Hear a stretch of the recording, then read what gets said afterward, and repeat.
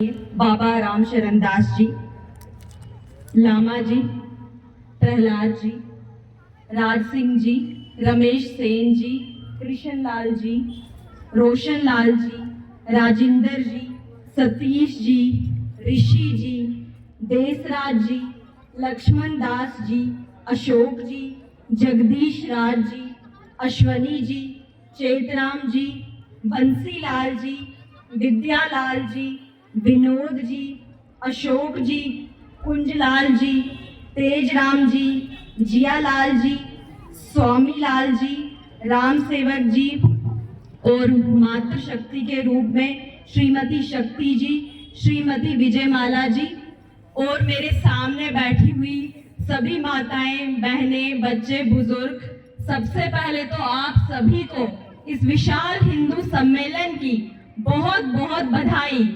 और लोगों ने जो इसका आयोजन किया है जिस तरह भव्य रूप से, और आप सब लोग इस ग्रुप में यहाँ पे बैठे हैं और धर्म का प्रचार प्रसार सुन रहे हैं, इसके लिए आप सभी का बहुत बहुत धन्यवाद, बहुत बहुत आभार। जैसा कि अभी मुझसे पहले बोलने वाले वक्ताओं ने कहा कि हमारा हिंदू धर्म कितना विशाल है, हिंदुत्व कितना विशाल है कि अगर हिमालय का देखा जाए उतनी ही विशालता, उतनी ही स्थिरता हमारे हिंदू धर्म में है। अगर सागर की गहराई को मापा जाए तो वैसी ही गहराई हमारे धर्म में है। और अगर सूर्य की तपश को मापा जाए, सूर्य की रोशनी को मापा जाए, तो जो लोग हिंदू धर्म का ज्ञान रखते हैं, मुझे लगता नहीं कि संसार में उन्हें किसी और ज्ञान की आवश्यकता है। आज जब हम हिंदू धर्म की बात करते हैं तो किश्तवाड़ की भूमि ने सरेंडर नहीं किया, सैक्रिफाइसेस किए हैं। हम लोगों ने अपने प्राणों की आहुतियां दी हैं, बलिदान दिए हैं, तब जाके हिंदुत्व का वर्चस्व यहाँ पे कायम है। आज अगर हम बात करते हैं अपने धर्म की तो हम बड़े गर्व के साथ कह सकते हैं कि हमने किसी को जबरदस्ती हिंदू नहीं बनाया। अगर आपका जन्म हिंदू परिवार में होता है तभी आप हिंदू कहलाते हैं, और हमने किसी पे जोर जबरदस्ती नहीं की, इसलिए अभिमान से कह सकते हैं कि हमारा धर्म इतना विशाल है कि जो हिंदू रहा है उसने अपनी भी रक्षा की है, अपनी संस्कृति की भी रक्षा की है और औरों की भी रक्षा की है।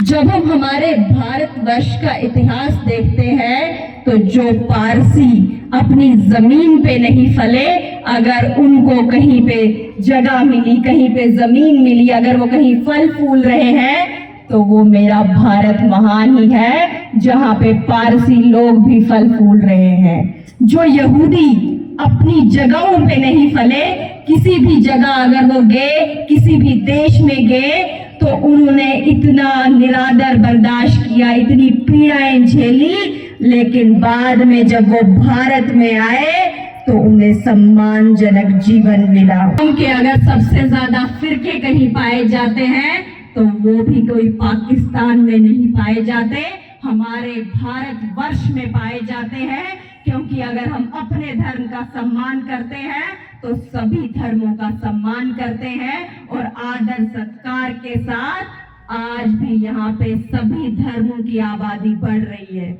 वरना हिंदुत्व की आबादी बाकी मुल्कों में कितनी थी और कहां से कहां पहुंच गई, ये बताने की आपको मुझे कोई आवश्यकता नहीं। आप सब जानते हैं कि विदेशों की हालात किस तरह से है, किस तरह से विदेशों में हमारे धर्म की पॉपुलेशन जो पहले 30% थी आज 2 से 3% बच के रह गई है। ये बताता है कि विदेशों में जुल्म किस तरह से हुआ है हमारे लोगों पे।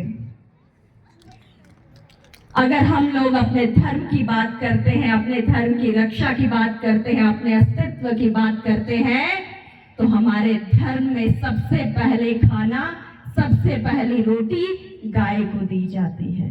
हमारे धर्म में अगर आखिर में खाना किसी को दिया जाता है तो कुत्ते को दिया जाता है। हमारे धर्म में नागों को भी पूजा जाता है और उन्हें भी दूध पिलाया जाता है। लेकिन अगर कोई आतंकवादी आए, ISIS वाला आए, अगर कोई ऐसा इंसान आए जो हमारे धर्म के विरुद्ध बात करे, जो हमारे देश के विरुद्ध बात करे, तो उन सांपों को कुचलने का भी हुनर हम सब जानते हैं।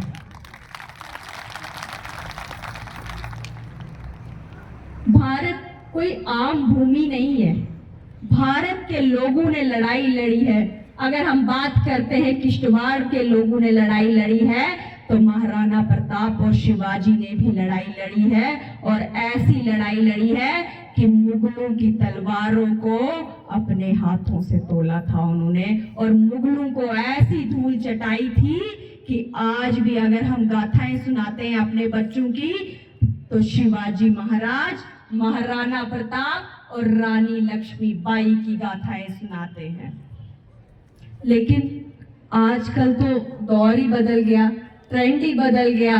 वेस्टर्नाइजेशन ने हमारे बच्चों को इस तरह से प्रभावित कर दिया है कि कहीं ना कहीं हम वो गाथाएं सुनाना भूल गए हैं। आजकल हम सुनाते हैं बाबा बाबा ब्लैक शिप। ये हमारे समाज की सबसे बड़ी कमजोरी है। कहाँ हमने रानी लक्ष्मीबाई की गाथा सुनानी थी, कहाँ हमने जीजाबाई की गाथा सुनानी थी, कहाँ हमने महाराणा प्रताप की बातें सुनानी थी कि उन्होंने घास की रोटियां खानी मंजूर की, लेकिन मुगलों के सामने सर नहीं झुकाया, उनको धूल चटाई, तब जाके इतिहास के पन्नों में उनका नाम स्वर्ण अक्षरों में लिखा गया है। लेकिन हम सब लोग जो है इस वेस्टर्न कल्चर में इतना झुलस के हैं कि वो कहानियाँ, वो बातें जो हमारे बुजुर्ग हमको सुनाते थे, हम अपनी आने वाली पीढ़ियों को नहीं सुना पाते। आज ये धर्म सम्मेलन है, और इस धर्म सम्मेलन के माध्यम से मैं आप सबको ये ज़रूर कहूँगी कि हमारे भारत में, और किश्तवाड़ की बात ज़रूर करूँगी कि यहाँ पे लोगों ने अपने प्राणों का बलिदान दिया है, तब जाके आज इस तरह के सम्मेलन हम यहाँ कर पा रहे हैं। नहीं तो पाकिस्तान ने ऐसी कोई कसर नहीं छोड़ी थी कि यहाँ पे हिंदुत्व का वर्चस्व खत्म हो जाए। मैं जब इलेक्शन के टाइम पे वो लिस्टें देख रही थी शहीदों की, तो मुझे नहीं लगता ऐसी कोई जगह होगी जहाँ पे हमारे लोगों ने, हमारे स्वयं सेवकों ने अपने प्राणों की आहुति नहीं दी होगी। आज जब हम भारत में हमारा हर सपना साकार होते हुए देख रहे हैं, तो मैं उन स्वयं सेवकों को जरूर याद करूंगी जिनकी वजह से यहाँ पे हमारे ट्रेडिशंस, हमारे कल्चर, हमारी सभ्यता जीवित है। आज हमारा हर सपना लगभग हमारी सरकार के दौर में पूरा हो रहा है, चाहे वो राम मंदिर निर्माण का हो, चाहे वो 370 टूटने का हो, और हमारा अगला सपना जो अखंड भारत का है, वो भी मुझे पूर्ण विश्वास है कि हम सब लोग खंडित भारत को पुनः अखंड बनते हुए देखेंगे।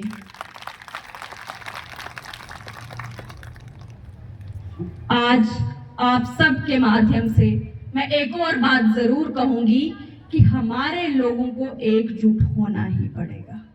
ये अकेले मेरा कर्तव्य नहीं है, ये अकेले सनातन धर्म सभा के प्रेसिडेंट का कर्तव्य नहीं है, ये अकेले मंच पे बैठे हुए लोगों का कर्तव्य नहीं है। मेरे सामने जितने भी लोग बैठे हैं, ये हम सब का कर्तव्य बनता है कि हमने एकजुट होके चलना है।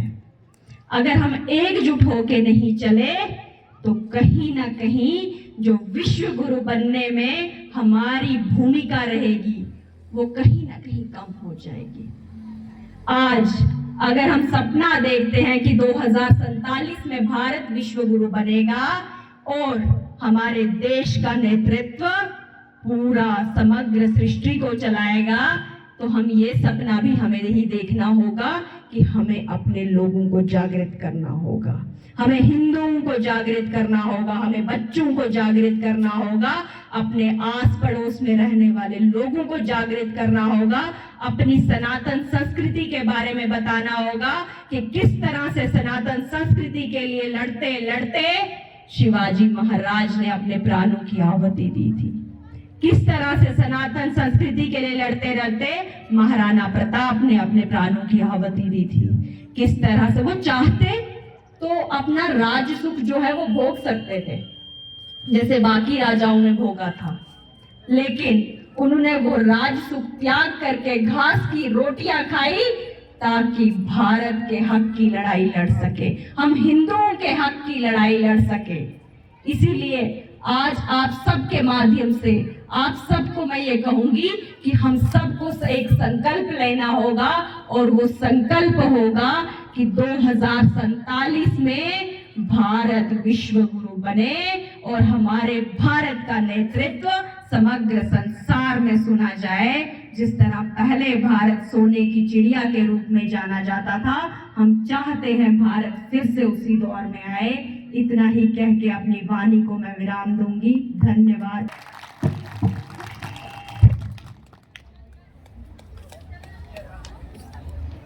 धन्यवाद शगुन जी।